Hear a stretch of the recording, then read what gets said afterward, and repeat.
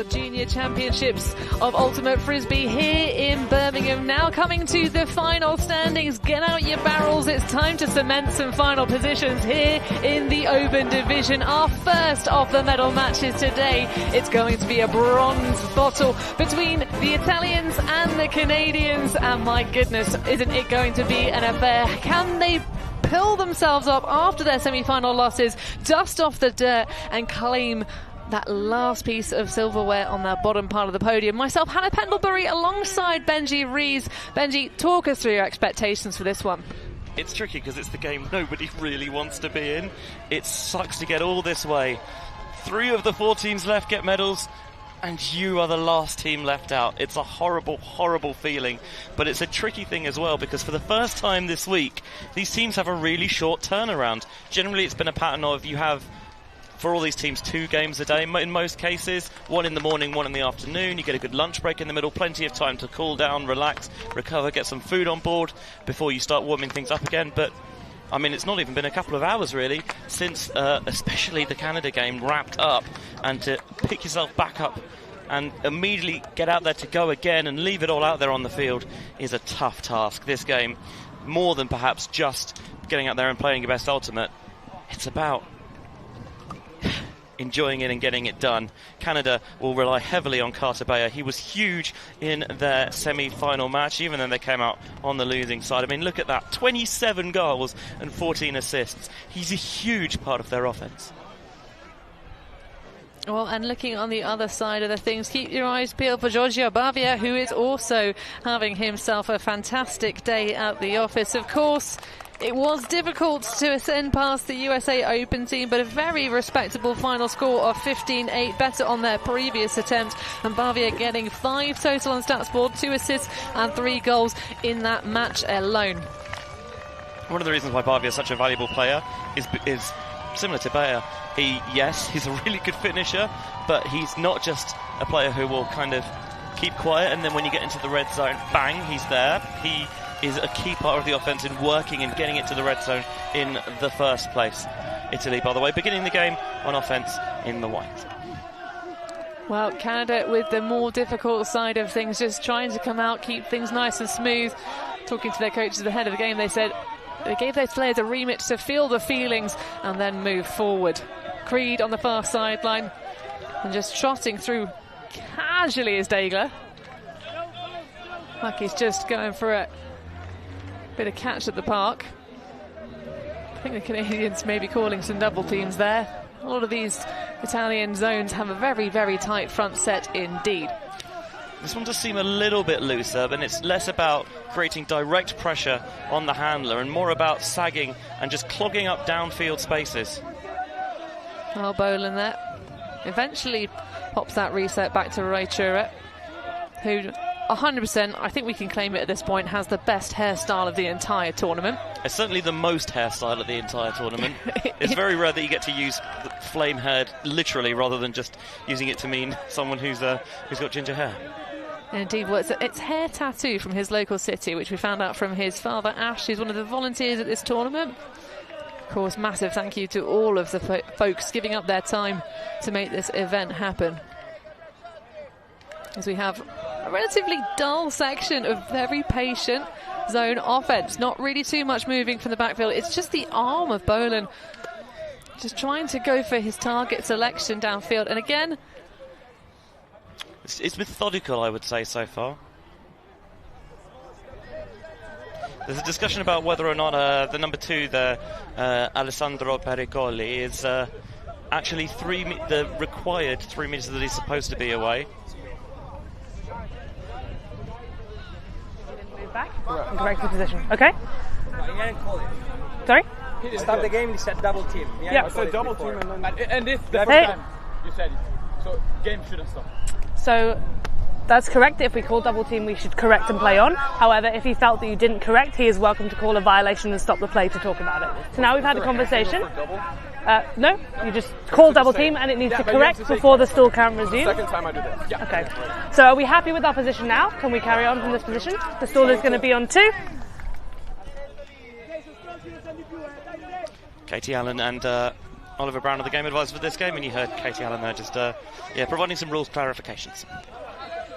Indeed, always nice to see the GAs step in when those are the smallest steps I've ever seen on our pitch, Mike. But that is a beautiful bit of vision all the way across the bows to Chen. But really not gaining much in terms of the yards towards the end zone. Just that Italian zone reapplying. And of course, at this level, we know that they're capable of putting in lots and lots of passes. We've had quite variable wind conditions today. When it's down, absolutely those shots across the field are on. But when it does pick up, I think you have to be a little bit more wary about utilising them. Well, I think being wary is exactly what the Canadians will be. I think everyone expected the USA to go through real underdog vibes for the Italians. Their head coach Eugenio Festo was asking us to cheer for them ahead of their matchup this morning. But the Canadians would have come into the semi-finals really thinking they had a genuine shot. Although, to be fair, the Italian mentality is they can win no matter what. 100%, and I spoke to Arturo Olafi yesterday, who's in charge of the offensive unit, and he was saying that in a way it's nice to have the pressure off. You take a free hit and you can maybe enjoy the experience a little bit more. And of course it is wonderful, these teams getting to play, certainly for the Canadians.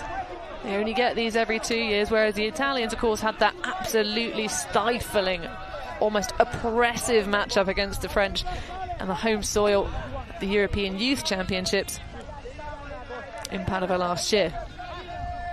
Well, and again, happy to take on these more adventurous swing passes, but then slight hesitation as they just can't seem to find the options to move forward, and they are being relatively static. That's a nice grab for Boland though, slightly risk, but good reward.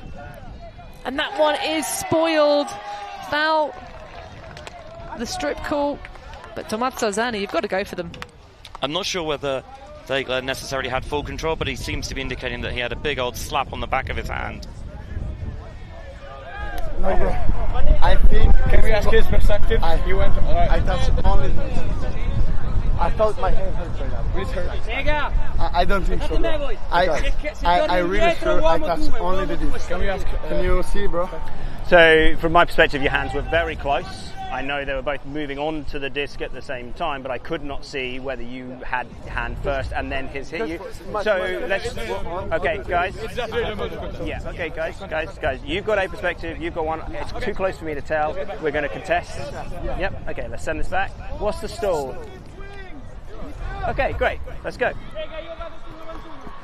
Coming in on one. It was good to see that the players, I think, eventually kind of worked out themselves that we will agree to disagree and let's get going again. Yeah, I think that's one of the great features of Ultimate in terms of just giving junior athletes life lessons. If you can't agree, go back to the last thing you can agree on, because that is a much better thing for social cohesion. I think the Canadians getting away with one a little bit there. There was a late adjustment for Degler to have to change his path. Wasn't expecting that throw through. It was maybe a spicier completion than it needed to be. A little pick there is just going to stop things as Canada transition into a red zone set, going with a quite traditional vertical stack, and Italy changing their defence as well. Well, I do like it. It's 59 passes so far, so Degler wears the number 60 as we talk about him a little bit more, but that'll be 60 passes now that this Canadian O-line has put together unbroken, just to try and get their first point on the board. Foul on the mark.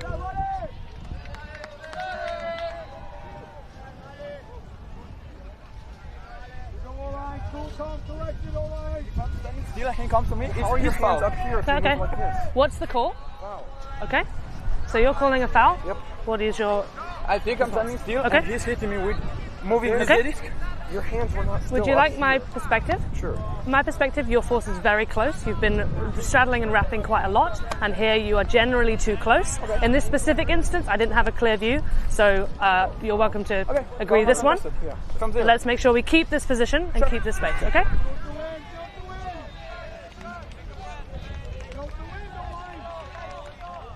Well, of course, this is not the first time these two teams have met. The last game of the pool stages, that 15-9 victory of the Canadians over the Italians. But they always like to throw something a little bit different into the playbook to this Italian side. Match coverage now. Going up line. Really lovely, perfectly weighted. And that will at long last end this opening point. A total pass tally of 67 until they found Ryan Chen up the line. That's a really mature possession from the Canadians, just being methodical and grinding their way down the field. If you're being a bit critical, you could say, yes, we're getting it done, but if we're continuing to have these long, drawn-out possessions, are we making things harder than we need to? Could we find ways to attack it a little bit more? They made the transition from going from that zone-style offense into their red zone set superbly, and that time they clear out the far lane on the sideline beautifully and give it plenty of space so that Chen's attacking it, and the defender realises a little bit late that there's an opportunity potentially to poach off here, come across and see if I can get that block from the weak side, but the throw's nailed, and it's zipped, but it's not lasered, just with a little bit of float on it to allow Chen to attack it down the line, and a clean hold for the Canadians after, as you mentioned, 67 passes. I think if you're Italy, you take that, because you say, hey, you have to take 61 passes to score, go ahead, but I don't know how many of that type of possession you can really sustain. Well, I think it's just what I'd like to see is a little bit more of a push through from behind the disc. That was a lot of standing still. I know, of course, both these teams have had to play a very difficult matchup coming into this bronze medal match. But if you can't bring that vim and that vigour, but you can bring, oh my goodness, absolutely exceptional balls. Lands in bounds, but unfortunately just rolls out of the back line. So it will come to the front of the end zone, but those are dangerous. Kobe Ma's pulls are a real weapon. They're not consistent, but when he nails them, you are in such a perilous position. Oh, watch out for them from Michael Olivieri, in number 54 for Italy. Dual line player in the earlier stages of the tournament. He has a few of those himself. Just taking their time, happy to throw in their own territory is this Italian side, but now they escape through Gelli at the sideline. So battle of the zones as the wind conditions are a little bit more blustery than we've seen throughout the early stages of this tournament. It was a beautiful sunny morning here in Birmingham as that one nearly spilled off the knees of Peavy. It makes sense because not only is the wind very up and down in terms of strength, but also in terms of direction. I feel like every time I look at the flags, it's going somewhere different, and that makes it so tricky as a thrower to properly judge these discs. I love that point and shoot, finding Gambarini with a little bit of air bounce on that backhand. A little bit dicey to execute in the breeze, but if you can keep your release point low enough, it will work out for you. So kind of like a passive arrowhead, trying to just frustrate and annoy the offense. You see, they're trying to go a little bit more aggressive and active from behind. They aren't making too much. Now Gambarini. Would have been nice to see Laffy follow that one through. Without wanting to sound stereotypical, when you think of Canadian side, you think about imposing physical match defence, but you've got to have multiple tools in your arsenal, as this Canadian side does. Well, the coaches were saying they're so proud, could not have asked more of this TC Open side. It's been difficult recruiting since the pandemic, and of course giving the recruits you do get that full stretch through the cycles. And something about the Canadian side compared to their European counterparts is that Canada's a big old country, so it's so much harder to get everyone together and actually get that time out on the grass that some of the smaller nations can afford. Indeed, even in 2021, due to the various restrictions in Canada, they didn't have any junior championships they're used to having. But we see the transition coming through to match defence now, trying to change things up. Paparini recenters to Laffy. Of course, Laffy the younger. Oh, that's going to be a squeeze through, just about makes it directly into the bread basket of Totti. So both teams taking their time. The pass tally for the Italians now, 42 total passes completed. Well, that'll make it 3 and 4. Oh, those flicks, though, from Fabrini are just so nice to watch. Dishing back Nice spacing from Laffy, keeping well out of the way now that they squeeze towards the end zone and the field compresses. Taking their time. BV with the short count rising. Just softly for Laffy. Oh, that one's going to go all the way across the board and just about make it. Nati Agheli with the first goal for the Italians. And well, this is a game of patience. 51 the total pass tally, Benji. So that's 2 points, 0 turns over a combined 118 passes. That seems pretty clean from my book. But I think the Italians knew that it was only so long they could keep just resetting and recycling. And there comes a point when you have to shoot your shot, and they decided the way to do it was to really zip and rip that inside flick through the centre of the park. Perfect way of trying to cut against this this variable wind. So Benji, as you've just mentioned, the total pass count in this game, how many passes do you think the Italians threw for the totality of their matchup against the US, where they spent quite a lot of time coming out on offence? Well, it's funny you mention that, because I can see your screen, so I know that they had 15 passes on defence and 166 on offence, so they're nearly a third of the way there already. And part of that will be the different defences that are thrown at them, because when you come up against a kind of more saggy, passive zone, you have the opportunity to keep resetting things, because there's not as much pressure on those stall count changing passes that just allow you to keep things ticking over, as opposed to, say, a match defence where you're probably making fewer passes, but you're probably gaining more ground with those. Well, this is also, we talk about rematches in the finals. This is a rematch of last time out in Wrocław. Actually, Wrocław, isn't it? Wrocław. It is Wrocław. Back yourself. Yeah, it was indeed the bronze medal match out there after... stop me if you've heard this one before. The semi-finals, USA beat Italy and France beat Canada. So both of these sides are here, having been in exactly the same position 2 years ago. And yeah, for some of them, it's... Again, it's tough to have that same thing twice, especially with such a quick turnaround, because we've just not had that this week. Well, both teams clearly have a lot of faith in their O-lines.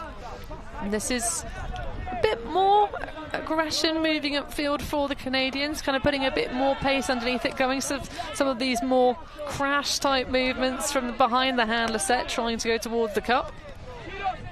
And of course, you can't just run directly into that front set of defenders. You do have to be mindful. That game, by the way, ended 15-12 to the Italians after the two sides were tied at fives. Italy went on a 5-point run either side of half to really take things away from the Canadians. And while Canada, to their full credit, brought it back to 11 apiece, I think they just ran out of juice at the end, and Italy held on for the 15-12 victory and a valuable bronze medal. Indeed. Well, that is the highest spot that the Italian under-20 boys teams have reached, is the bronze medal. Of course, the Canadians won back in 2014, a massive performance, of course, against the USA, who had a legacy of almost 10 years before that. I think everyone who watched that game still has Liam Rosen's voice in their head going, "Darren Woo!" It was a ridiculous grab for the victory on universe point. Quite a spectacle out in Lecco. Yeah, we're going deep into the annals of under-20s history here, because of course that tournament in Lecco, real interesting affair all round, exceptionally organised, and to say the British weather doing a great job, all things considered, Benji. Yeah, you think about the UK's got terrible weather, but generally this week we've been pretty good when you consider what's happened to world events in recent years. Well, in Lecco thunderstorms, they had washouts, everything. Lecco was the year of in the juniors, so we had juniors and then seniors, and both tournaments had lots of wetness. Should we get a little brief pause here? This pass. Yeah, because I ran in this So You weren't going to be close enough to make a play. But before I ran in this way, and you blocked my direction. But it didn't affect you. Yeah. Being able to get So by the rules, if the pick was before the throw, it should go back, unless you want to say it didn't affect and it's happy to say. That's not your call at this point. So if you think it affected, you can request that the disc goes back, or you can say I want to catch up. It's up to you. in my opinion, it's Yep. perfect. Okay, it's before the throw. Yeah. So we're going to take the disc back to number 21, Yeah. and you're going to come back. Yep. We're going to correct the pick. Going to correct the position. Thank you. Just sorting things out here. I would like to see the level of trust in each other raised a little bit in this game. There seem to be some suspicions. Part of that will come, of course, from their matchup a couple of days ago, where you're, especially when it's quite intense there, it can be difficult to reset yourself a little bit and approach it as a fresh game. Well, and also, as we said, that emotional intensity from having lost out in the semi-finals. It is all about feeling the emotions and then just recovering. You wonder if the manner of the defeats is going to be important here, because for Italy, we mentioned a little bit of a free hit. You know, you perform well against the Americans, but you're never necessarily expected to win. But for Canada, they will feel that that was a France team that they were on pretty much an even footing with, and to have lost it is going to be so bitterly disappointing. And how can they bounce back from that? Well, they seem to be bouncing back by just throwing really, really...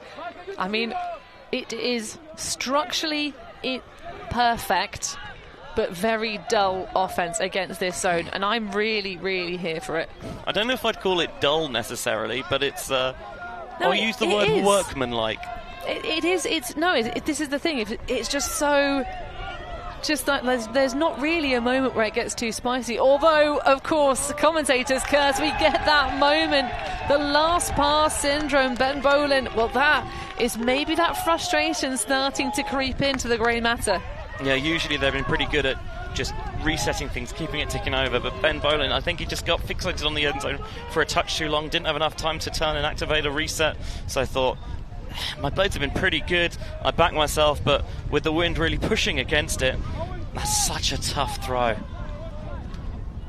Well, opportunity beckons for the Italian D-line. They're just going to send it up to the big men in the back, but it is not good enough on that throw and will sail well out of the catching radius of Giorgio Bavia. Yeah, Olivieri knew that was not the one. There were two Canadian defenders that peeled off to cover it, and he fell into the same trap that Bolin did, putting too much edge on it and not giving his receiver a shot. Even if the Canadian defenders weren't there, it would have been some grab for Bavia to be able to tow it in on the sideline. Just wanted to have a look at this defence, by the way, because there's a lot of switching downfield, with the exception of Giorgio Bavia, who's been tasked with shadowing Carter Bayer there. Well, that makes a lot of sense. If you can take Bayer out of the game, as we see a little bit of a stumble from Bavia, if you can nullify him as an option, then that is going to put you in pretty good stead. And a hand block on the far sideline to Mazzozani. Now this for hopefully a bit more of a just sensible option on the offence.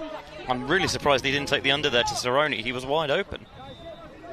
Well, you're not going to get too many chances against this Canadian side, especially with them being quite so hungry. And I know it's all about passing on the legacy. For most, I think all but two of the TC Open roster this season, it's going to be aging out before they get another bite at a World Championship. But that is a great save. Arcangeli extends the wings and clutches the halo underneath. Like that little bit of a sag off from Ryan Chen, trying to set a trap, but knowing when he doesn't quite have it. The momentum throw into the end zone. That's going to sit just at the back line. Wow, what a great weight, but also a little celebration. None for you. Carter Bayer, of course, having taken the matchup in the zone with Bavia, is there to deny.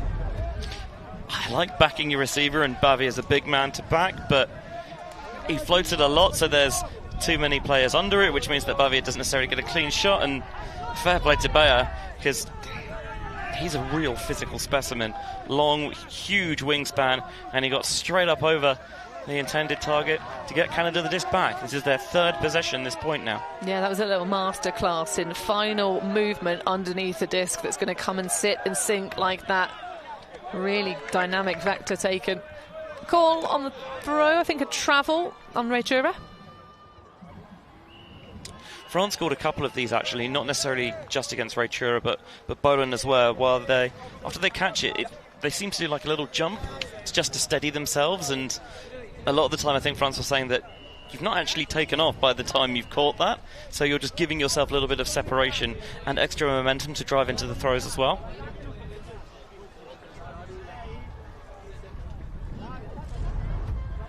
Well, we'll get another look at that one. Oh, there it is. And it gives that lot of dynamic movement as well, that extra sort of, pace to the throw. Yeah, you get a little bit more of an angle around the force.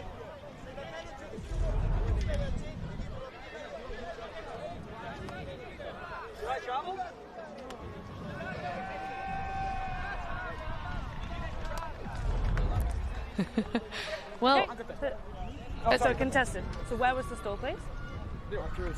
0. Okay, so we're going to be coming in on 1. Let's be on our position. No way I turn around like that. Yep. I'm here. Are we happy with these positions, guys?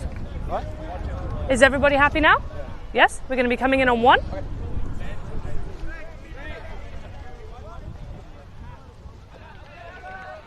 Well, a big cluster of Canada in front of the replay booth there, and none of them agreed with the travel call. Of course, you can only interject with an opinion that's to the detriment of your side, unless you're asked. Yeah, it's why usually you should have someone on the sideline who's kind of designated with going for the replay from each team, so you both watch it together and then talk about it, and then one of you should be able to proffer an opinion, unless you both disagree, of course, in which case it's probably a good sign that it's a contest. So the pass count continues to rise. 80 so far for Canada in this point. Of course, not unbroken. 4 turnovers total, 2 apiece. There's Boland. Just, again, almost every other at one. Starts to tempt the defenders, even. It's normally the offense that ends up a little bit out of position. Well, he's determined to make these points very handler-driven, and everything's quite static downfield. With Carter Bayer, I understand why he wouldn't want to get himself involved, because it can be a case of too many cooks, especially when you're being shadowed as he is. But I think there could be a little bit more dynamic away from the disc to try and draw defenders out of position. Yeah, the moment is a lot of jogging and a lot of standing still. And again, as we say, both teams had to run really hard. Boy, did they. In their semi-finals, but now they find a little bit of open freedom and space on the far sideline. Degler just popping it in the box at the last moment, and I think that's probably the lowest score in terms of the height of the disc off the ground that we've seen Carter take in quite some time. Obviously, when you've got that sort of length, it's really tempting just to be able to hit it off the deep shot, and if they get a matchup they like against Bayer, trust me, they will try that. But he's really good in the red zone as well. He's got an innate sense of timing that allows him to know when he needs to make those steps. It's not necessarily a question of a huge dynamic cut, but it's a question of knowing when the discs are likely to come. There was the hand block by Zani. Some understandably animated faces on the sideline. It's, again, nothing too severe. Just get Bavier's hips settled the wrong way, bounce back towards that far side, and put Canada back on top. Well, total pass tally in that one, Benji, 102. Wow. It is one of those games where it's weird, because you think of these sides, and we've seen some absolutely spectacular plays from both, and I think the other side knows that, so they're trying to slow the game down and take away those adrenaline boosting hype train moments, just to take some of the air out of you, which, especially given disappointment this morning, is not a bad idea. Don't let them get up and into it. Oh, it's 100% a mental strategy. So to update you as well on the other side of things, of course, the Italian dealing with a very different remit on offense. They had 1 pass before the turnover and then 11. So 12 total versus 102. Wow. I think part of that is how O-lines play defense compared to D-lines, where generally, especially when turns can happen a lot more quickly, often it's a case of find your closest player and let's just try and stop it before it gets going. Well, the Canadian handler match is really happy to let them just reset backwards, then that one is just going to fall into the dust off the hand of Nicola Mazzola. Seemed like it was a miscommunication with Gelly, but even if it wasn't, I'm not particularly sure that was on. Well, Berube to start us off, and off to the races, and the deep space went Cochrane. But just the small, simple things being taken. Massive effort on the bid. Just about toes it in the line. Or does he? PV had other ideas. I thought that was pretty clean to me. It's being called out by PV. Well, we'll get another look. There's the catch. Oh, he's out. That's it, yeah. Okay. The ball is out. Just turns around. It's the most telling 2 letters you will need it to know. Yeah, even with the kind of, on the line is out, not like tennis, those feet were even further over. So both teams squandering their first shot and getting a break. So my understanding is that this shouldn't actually come back up there because he was in bounds when he first touched the disc. I don't believe so, because you have it in midair. If you have possession, it's your you have to land in bounds for it to be the disc to be in bounds. Does that make sense? Not necessarily, because of course you can tip it downfield, and sometimes you do see players lay out just to get a piece of it to prevent the disc coming all the way back in at their own end zone line. On defence, because defenders are always in bounds. No, offensively as well. Interesting. Well, okay, we'll have to go back to the rules book for that one. Feathery flick, and that Wow. one's a massive layout save on the goal line. Creed knocking on the door of opportunity, and there we go. That is our first break of the game, and it goes the Canadians into the paws of Hunter Cochrane. Creed seemed to have his Matrix moment there, didn't he, where the classic bullet time, it seemed to stand still and slow down, just as everyone, eyes locked on Creed, waited to see if the disc would land in his hands. It did, and then the quick finish into the end zone gives Canada the game's first break. I wonder how much Italy will ruin those 2 opportunities that they squandered on the previous point. Well, there's still plenty of game left to be played here. Both sides really pushing each other to the very edges of their offensive execution. Another look at that massive Kai Creed stayed. Those clap catch layouts are more difficult than they seem, especially from that angle, because it's so easy just to jar your elbow on the ground and knock that disc loose and ground strip it. And Hunter Cochrane with a quite a sly turn to camera as he threw that in the air. Well, Creed, no stranger to the stats board. Sorry. Occupation semi-pro Fortnite player. That is the most juniors thing I've ever heard. Well, it's also a junior salary, just 1.5 thousand Canadian dollars. I mean, that's more than ever I've ever made playing video games, and I've been playing them for a lot longer than he has. Well, we won't talk about the video games that were part of our thing. We were eligible for this tournament 14 years ago. So, Bavia in the deep space, igniting what could possibly be a very quick Italian hold. Well, this is more like it for pace and excitement. PV, and then that one goes into the breadbasket. Jacopo Davoli, and, well, 4-pass goal. That's exactly what they needed. After you get broken, you want to get your O-line off the field as quickly as possible. And when you've had a tough game a couple of hours ago, the more you can keep the opponent's offense out there, tire out those key players, it begins to wear. And while it doesn't necessarily pay dividends immediately, as the game ticks on, the lactic acid builds up, you don't quite have those same levels of oxygen, your breathing saps a little bit. And if you can finish it quickly, it's such a boon for your offense. And Bavia with probably one of the simpler plays there. Just dump it outside the end zone, and PV dishes into the end zone for Jacopo Davoli to make it 2-3. Italy now need to earn those breaks. Canada broke France on the game's first point in the semi-final. The problem was that France held immediately and then got the break back immediately after. So for Canada, if the longer you can keep that break in front, the harder it becomes.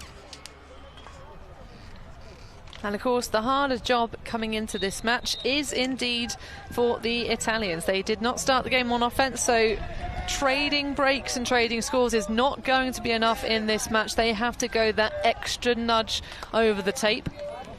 I mean, a universe point finish for our bronze medal, first of the day here. I wouldn't hate it. I think, well, chatting with the coaches earlier, neither side said they'd like it.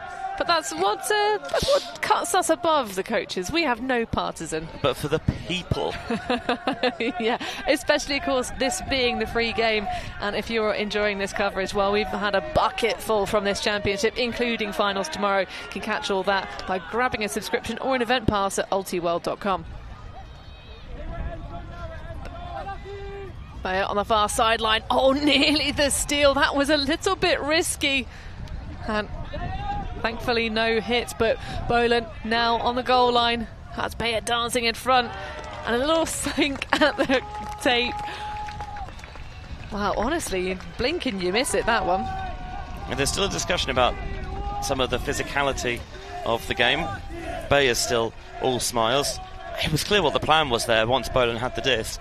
He was only looking for one man, and that was his favourite target, Bayer. So I'm a little surprised that the defender on the reset handler didn't just step off it a little bit, even if it wouldn't necessarily stop the throw from going, or at least had it gone, got a block, but maybe you just put that extra seed of doubt in Boland's mind and he can't quite execute as he would have liked.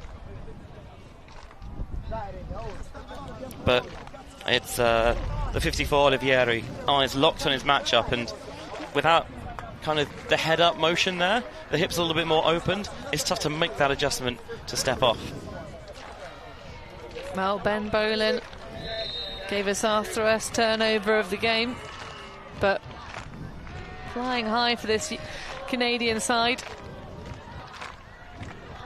And the sun finally making an appearance this afternoon. It's been a very overcast, cloudy day, not the worst conditions for Ultimate. Oh, and to finish off point, Benji, from earlier, 2014 juniors, golf ball sized hailstones that nearly destroyed the accommodation that had been set up for the tournament. Oh, yes. And also that particular place, Lecco, is one of the driest parts of Europe that had record breaking levels of rain. I mean, you could not write it. And they flew in helicopters to try and just use the rotor blades to get the pitches a little bit I mean, they tried trained. Everything, but they did. Sometimes there's Mother Nature just refuses to comply. That's all up. They had the first turnover for the Italians to, give fair balance to both sides. That one, oh, massive rip from Bavia. Making us make all the noises here. Gaily. Around to Bivi. Sets it up, has Bavia going towards that back cone. And of course, it's another solid grab for that number 6, Giorgio Bavia. It's nice when you pick out players to watch before a game, and it makes you look very prescient. Bavia's having a big day, as he will need to for Italy to come to give a bronze medal, because he's a big target downfield. But as you've seen, he's not only an end zone monkey, he will come under, he'll make tough catches and good decisions when he does so as well. But this is a beautiful put from PV. Just a little bit of air underneath it, that roll curving shape to take it around the defender and back in towards BV's path. PV's path? Back into Bavia's path. It is a really interesting one, because it's kind of the dynamic that you get as players will sort of develop into their senior career. They'll start off being somebody who, as you say, is a bit of a goon in the end zone, really just dominates the deep space, and then they'll be like, okay, well, now everyone knows that I'm really good at that, and they'll start to come underneath. So it's great to see so many of these under-20s athletes already starting to develop that flexibility and really find multiple pockets of the pitch where they can dominate the offense. I think that's what makes the best players, is that they've become that pick-your-poison style where, sure, we'll force you under, but then, they can rip hucks as well, so we'll force you deep, and you've carved out 60 yards without even trying. What a pull, by the way. Absolutely. I'm wondering if maybe he is indeed Olivieri is on the pitch, so usually gets the task of pulling. when he's on the D line for the Italians. As Boland follows his pass all the way through but gets faked off. This is a little bit more active again, so we start to develop through the course of this first half. About 40 minutes expired on the game clock. But that's a spoil and a spill in the centre pocket of the zone. Just a bit of frustration there. Isaac Breton. Arcangeli thought about picking that one up and he says, you know what? Let's take a little bit more time. Pericoli, disc's yours. Well, Pericoli puts one in front of Olivieri. And you can see, of course, Isaac Breton is just going to try everything in his power to win the disc back. San Giorgi to Tazani.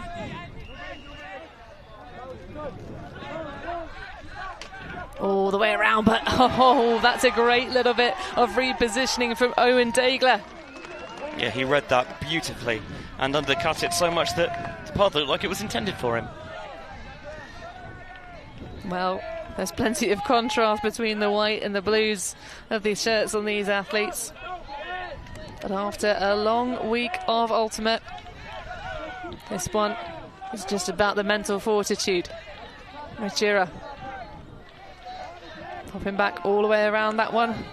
Again, requires a simple adjustment from Dagler.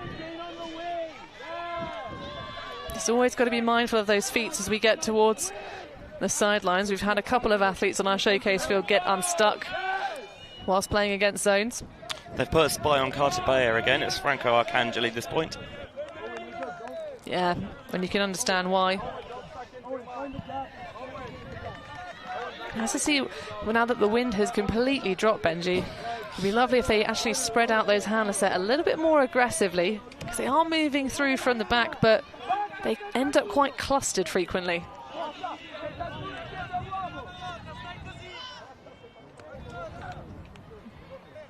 Heinemann. Oshura flirting with the overheads.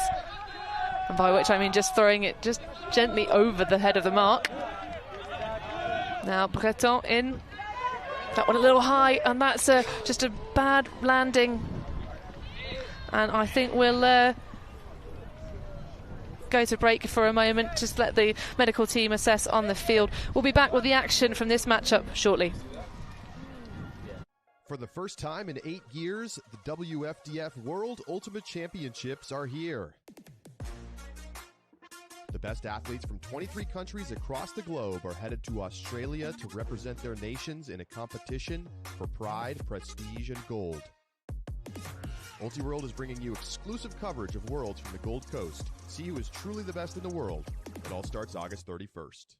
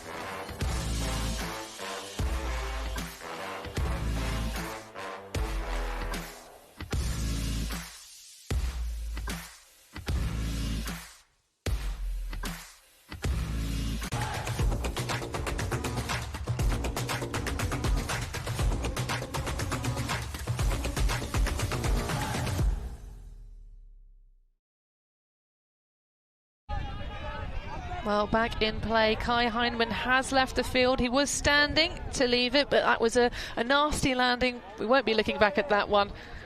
And we wish him every best of recovery. Just to give you the update, I'm sure all the Ottawa Ultimate fans will be sending their hearts here to the fields in Birmingham. So, we'll have the replacement. and get us back underway with Van den Driesen.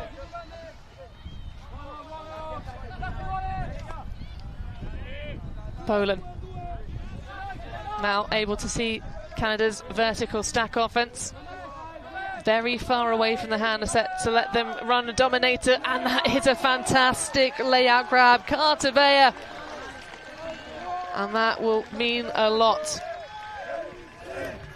Yeah, especially, it's a tough game mentally and emotionally anyway, the bronze medal match, but when you see a teammate have a nasty non-contact injury and have to come off the field, it can really deflate you, but it gives you maybe an opportunity to think, okay, let's do this for Kai and Carter Bayer.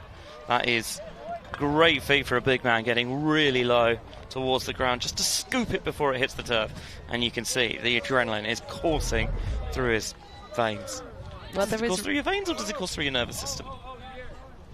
What coursing through? Adrenaline. Adrenaline. That would course through both. Answers on the back of a postcard, I guess. Oh, well, either way, it's the chemistry, it's isn't it? It's a turn of phrase, yeah. Yes, but at the moment, 100% conversion rate for the Canada O-line, only 75% for the Italians. Yeah, it's the one break of the game has gone Canada's way, and Canada's not always had clean holds, but as long as they get the job done, I'm not sure they necessarily mind too much whether it's 3 or 33. We're a little too stiff. The other thing is, let's make sure that... Well, I agree. It is a little bit wooden at points, this zone offense, but the nerve. Jump first while we're catching, like the 2 steps are worth.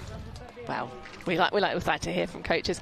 The nerve at the moment, the testament to this Canadian offense is 222 completed passes, 74 completed passes per turnover. Wow. That's more passes than Italy have made in total on offense. Correct, 72 for the Italian O-line in total. Now those are some stats, and massive shout out to Yaz, our scorekeeper here in all these medal matches. Doing a bang up job. Very much so. So PV across. Now volley back. Oh, you cheeky boy. That's a really lovely find, and everyone getting excited by the opportunity to poach off and get a block on that scuba. Means that they get a little bit of gas through the zone. Vasoli, that left-handed athlete, really likes the Mamba mentality from basketball. And Davoli just sends it back and exploits the face mark of Joshua Fock. Now things starting to get a little bit testy, but that one's going to be surely too far, and indeed Federico Fabbrini, just nothing he can do, looks at it with dismay and calls an injury. Yeah, I think you could tell really at the end of it that it maybe just tweaked or pulled something there. I hope there's nothing too severe. Again, I wonder if this is a factor of, for the first time all weekend, having the quick turnaround, going from one game to the other without time for, the proper warm-up and warm-down in between. It's a different experience, this tournament, one that players are, generally not necessarily unaccustomed to, but when you've played one morning game, one afternoon game, plenty of time in between all week, to suddenly have a different schedule can get you off kilter. Well, I mean, I do think in North America they love a back-to-back-to-back-to-back schedule. So I think in terms of the overall conditioning, it won't be that unusual. But, oh my goodness, well, that is a fast Italian counter-attack if I've ever seen one. That volley making absolutely no hesitation and immediately connecting in the end zone. Yeah, Van den Driesen is gutted, but look, unfortunately drops happen. Like, everyone wishes they wouldn't, but they do. Maybe the flick is a bit zipped, but Van den Driesen, I think he knows that he should have had it, but try and take the positives from it. I mean, I was open enough to get thrown to, even if it didn't stick.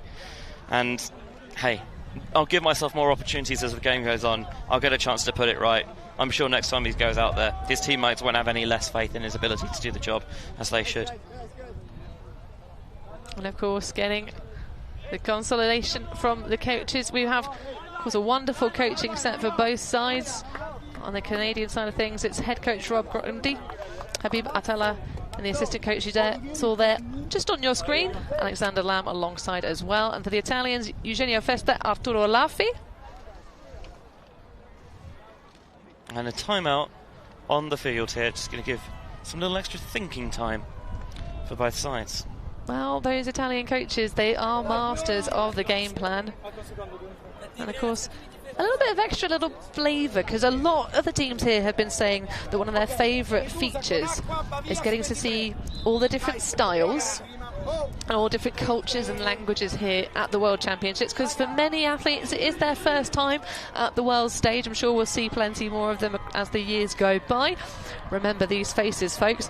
But in terms of the scheduling, we talked about the back-to-back-to-back nature that you see in North America, with sort of like a little break, maybe 20 minutes between game slots, which is very, very grueling, mind you. In Europe, they actually have rules and regulations that you're not allowed to go back-to-back. You have to have game gaps scheduled in the day. Yeah, I mean, I grew up in ultimate terms on a UK system of you might have to have a back-to-back during a day, but you will never have multiple, or you'll never have 3 in a row. The schedule will be written in such a way that we explicitly avoid that. Well, sometimes it happens in particular divisions, but we'll say very little about that. So, the Canadians looking to try and punch another on the board, but it's going to be time taken. Fabio's crossed back over to Italy's D-line so he can stick in Cartabea's pocket. Yeah, I like that a lot. It's a fun matchup, isn't it? It certainly is. But time taken here on the field, because we do have timed halves in these 100-minute game slots, so we may not have a final half tally of 8 as we usually do, but of course you have to have one because it equalises the advantage a little bit of starting the game on offence. I suppose I was going to say in upwind downwind games as well, it's so important. Jamieson sitting in that anchor position alongside Regura.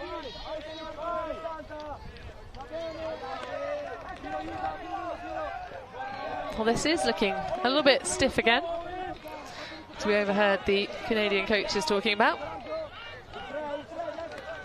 It's being squeezed backwards. You can hear the sideline saying swing with a certain sense of desperation, because they aren't really looking at it. Now the stall count's starting to rise and they squeak it out to Boland. The tempo just feels off here for Canada's offence. They're getting the disc off and they're keeping it moving, but it's not going fluidly. It's getting into the upper half of stall counts usually before they're releasing it and starting again. Well, the noise rises from the sidelines as the melt to match is identified. The big old backhand, faked only. And the communication from the sidelines back to zone. Do we have a dual transition, which I love to see. Not many defences do that, Benji. They usually transition once and then hold it. But I think that, okay, we'll go with match, and Canada didn't see the opportunity to push it further downfield, and actually it gave the opportunity to set it back up and get the short field turn. Oh, a cheeky gust, and you can see the Italian cheering section delighted with that, and we are back on serve in a matter of seconds. And all of a sudden, Italy are all smiles. That zone, once it gets its teeth set, the jaws clamped around, it can be so tough to find a way to claw out of it. The best way to avoid it is to never let it get set up, which I appreciate is a lot easier said than done. But Canada, without having that tempo, they're making things harder. Defenders are closer on all these passes because they've not had to cover as much ground. They got the short field turn on the congested under, and then first pass, bang, easy as you like, one pass score, and Mazzola makes it 5 apiece. Well, a timeout being taken. Do you reckon this is the Team Canada coaches just saying let's slow things down? Well, either way, grab yourself a refreshment, folks. We are going to the timed cap here in the third place match for bronze medal action here at the World Junior Ultimate Championships 2024. For the first time in 8 years, the WFDF World Ultimate Championships are here. The best athletes from 23 countries across the globe are headed to Australia to represent their nations in a competition for pride, prestige, and gold. Ultiworld is bringing you exclusive coverage of Worlds from the Gold Coast. See who is truly the best in the world. It all starts August 31st.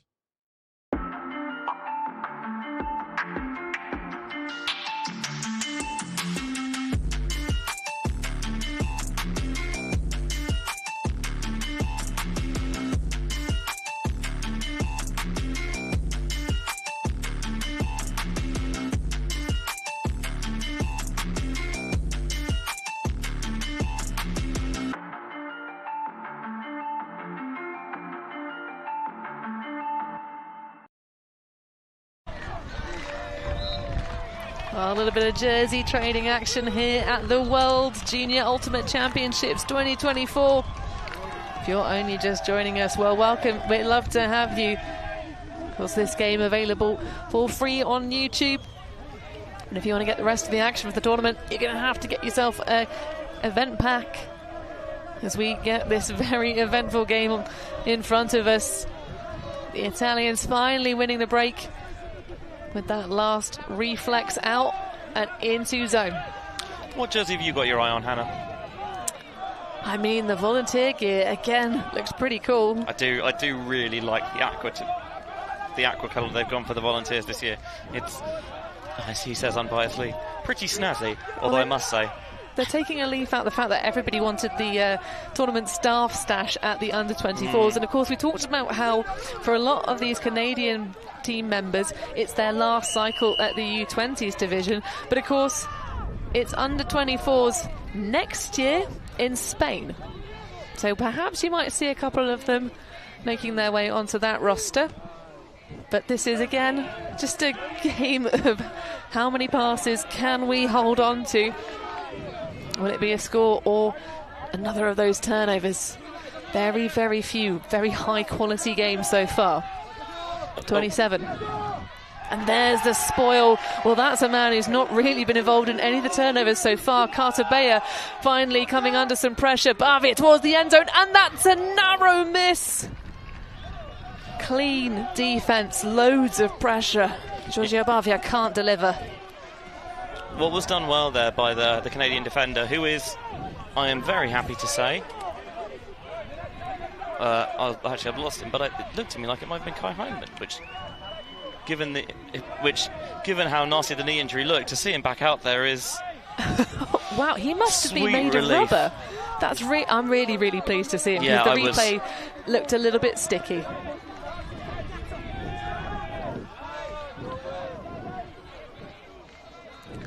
So Hyman, like Lazarus, raising from the sidelines in the medical tent. And now Chen finds Dagler on the far sideline. Oh, Hyman already has little bits of sort of compression bandage underneath those knees. So maybe that's a result of some bionics. Either way, Van den Driessen, that's a great poach block, but the recovery from Isaac Breton. Exactly the Isaac they needed. That's so switched on. Well, usually that's enough. Just getting that run-through block from the jaws of the zone. Very close is Sani. Nice to see him step off a little bit and give more of the due space. Dagler poaches in and therefore allows Ryan Chen the freedom up line. Now Breton through to Dagler. Nice reaction from the front set to deny and stifle that option. Oh, that one's a little bit too dicey though. And the greatest attempt, of course. But I tell you what, Kai Heinemann must have gotten a little bit of extra nap time after that injury call, because he's come out all firing.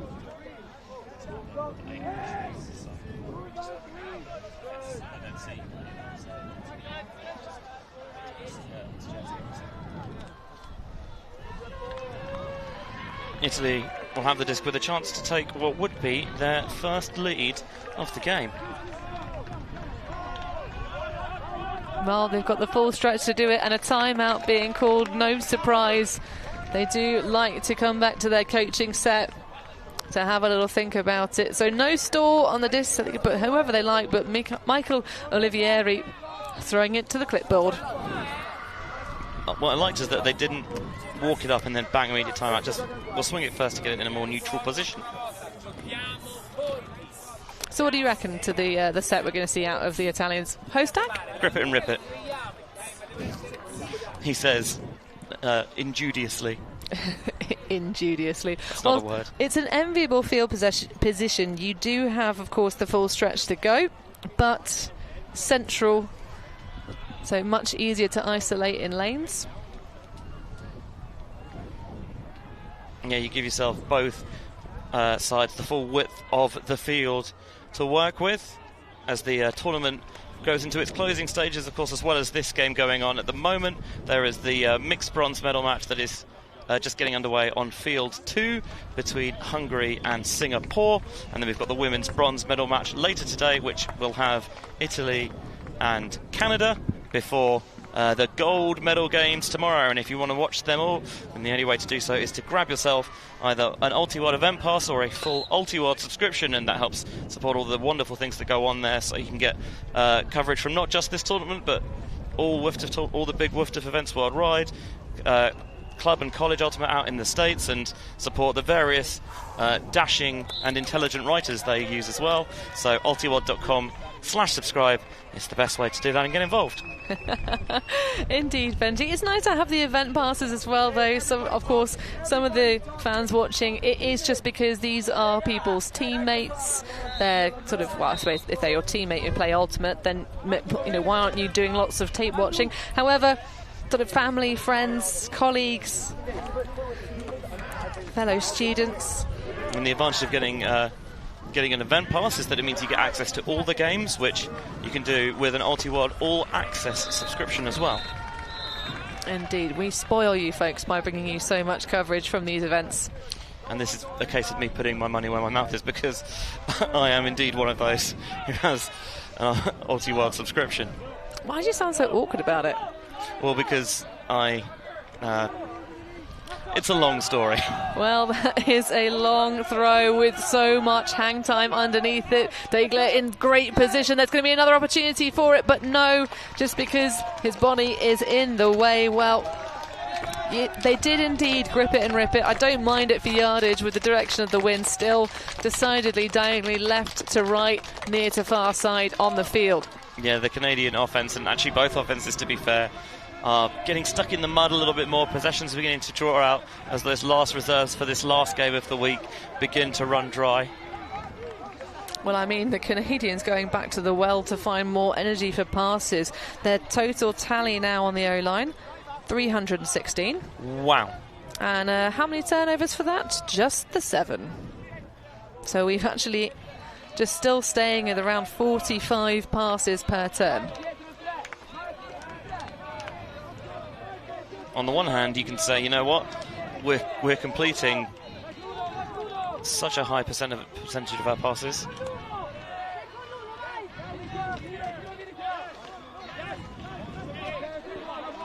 But also you could say, well, the pass count's so high because we're not being penetrative enough. Oh, Himen Rati's the disc from the floor. And Chen through now. And that is a beautiful piece. Bolan, I thought it was going to be in the end zone, just got caught by the gazebo leg. And a foul, immediately accepted. Carter-Bayer not happy with the level of contact from Zani.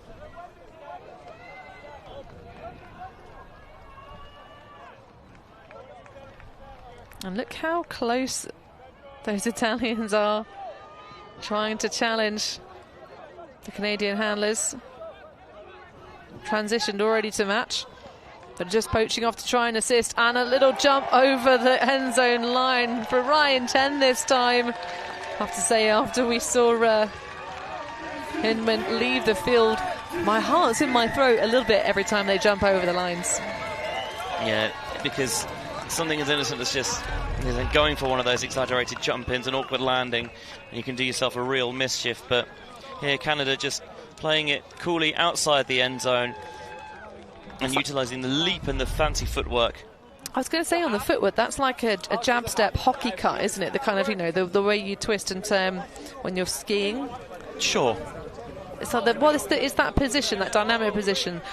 Nice knees in alignment, and it allows you to sort of push off to the other side. As I think that's half, and I think Ryan Chen's going to go take a rest break. I think the half-time count went during that point. So during the previous point. During the previous. Because there was a whistle. I'll tell you what.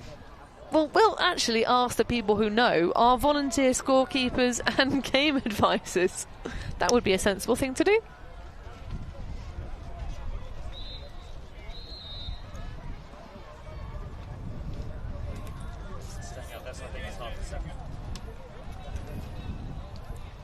So we are still playing on. That's not half, it's just Ryan Chen answering the call of nature. So we saw that shot. So it'll be half at 7 then? Yes, rather than the usual 8. But an Italy hold here brings us to Galaxy Point. We love a Galaxy Point. We do. So PV, centre field, Davoli. And then back. Injury elsewhere on the field. I don't think it was from contact. There's been a worrying number of these so far this game. I think maybe a bit of cramp. It's Berube, the player who's down.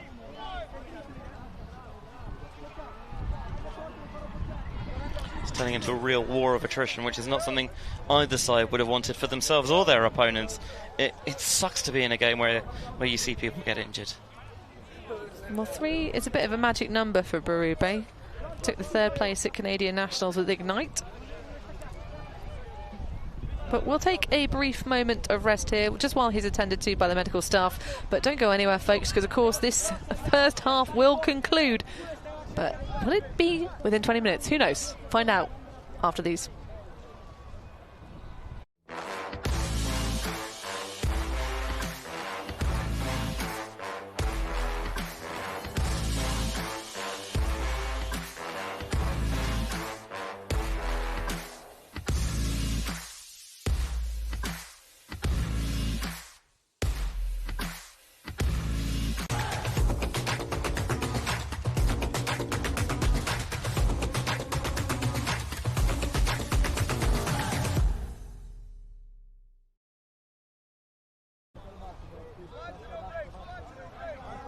Well, 35 minutes almost, and there's a drop. That was a pivotal moment here in this game. A grind between the Italians and the Canadians to try and grab the last opportunity of a medal here. I wonder if that stoppage just disrupted Italy's rhythm a little bit and then they struggled to get it going again. Well, it is difficult to start from static, of course, especially when the defence can have that little moment to look around and communicate with each other. But the shutdown here, this is great defence played by Italy's O-line. That one snuck around the back from Creed. I'm trying to think, Benji, if there's a couple of power players on this line for the Canadian D. They know how pivotal breaking out of the first half would be. Yeah, France pulled a similar trick on them in the semi-finals, so I think they're thinking, let's pull a leaf out of that playbook as they squeeze a break underneath and down the line into Carter Walker for a 7-5 half-time lead.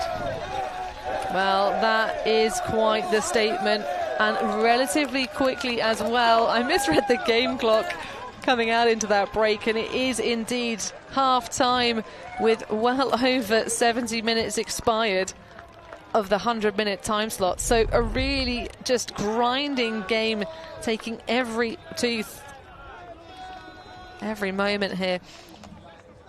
But Benji, at the moment, I don't think you can really pull these two teams apart. No, it's Canada are a break to the good at the moment, but would it surprise me if Italy were able to come back in the second half and capture the bronze? Absolutely not. I've seen how good they can be this week as we get a look at the first half stats. And I think that kind of tells you what sort of game it's been. Sides struggling for fluency a little bit at the end of the weekend. It's a tough game to get yourself up and ready to go for. They've surrendered plenty of break chances, but Canada just that little bit cleaner offensively, and defensively they've been better at converting them as well. They really have. I mean, this is a shocker for me because in terms of, I had the pleasure of getting to call that EYUC, European Youth Ultimate Championships final, where the Italians were so good on defence, especially their D-line offence. But at the moment, it's 4.4 passes per turn for the Italian D-line. But absolutely huge stat, though, just to give you 338 passes completed by the Canadian O-line and 56.3 per turn. Huge. But we were going to throw down to a sideline interview. Of course, none other than the wonderful Habib Attallah. How are you feeling about those stats that I just saw you overhearing? It's a game that is very, I mean, the details matter, right? Every little detail matters. The windows are so small. Right now we're trying to keep our team as focused and loose as possible because obviously there's something on the line right here. This is the last game, so I know both teams are nervous.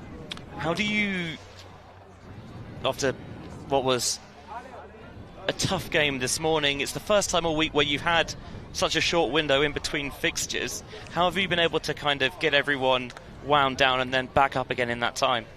I told them you're allowed to feel the way you feel. You're allowed to be upset, feel your emotions, take that time you need. However, I told them right before the game, imagine you're a bricklayer and everything in that wheelbarrow is a bunch of bricks. That's your insecurities, your stressors, your tough moments. Put that in the wheelbarrow. Let's go up the hill as a team. You know, you have to take the negative and then do something great with it.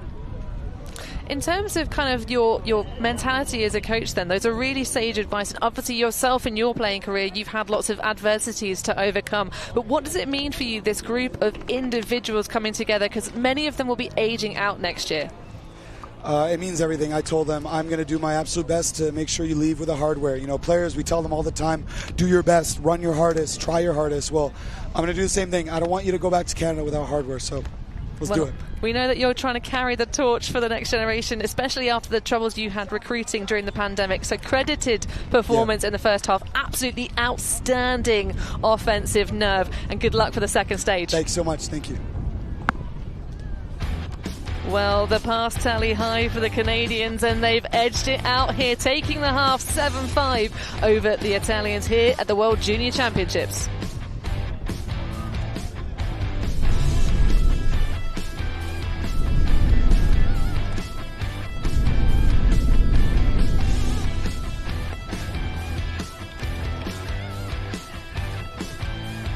For the first time in 8 years, the WFDF World Ultimate Championships are here. The best athletes from 23 countries across the globe are headed to Australia to represent their nations in a competition for pride, prestige, and gold. Ultiworld is bringing you exclusive coverage of Worlds from the Gold Coast. See who is truly the best in the world. It all starts August 31st.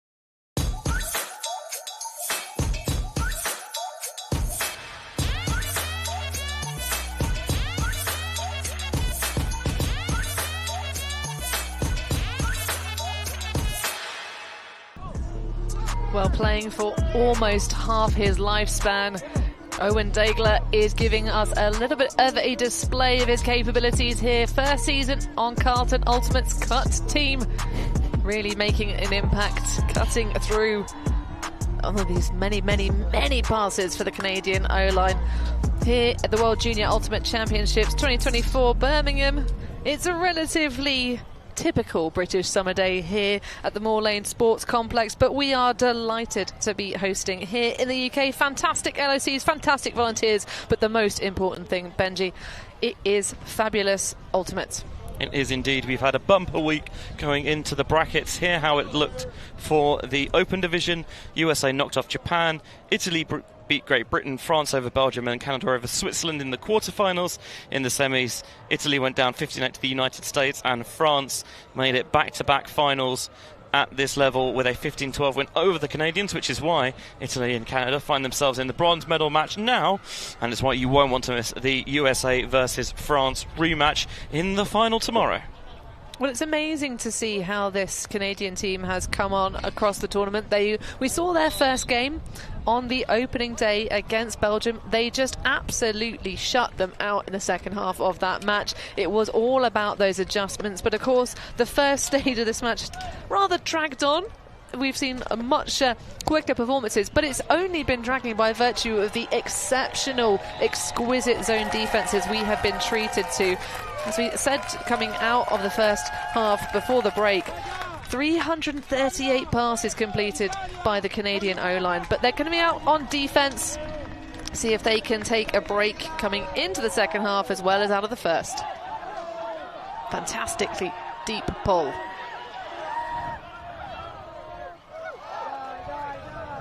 Olivieri.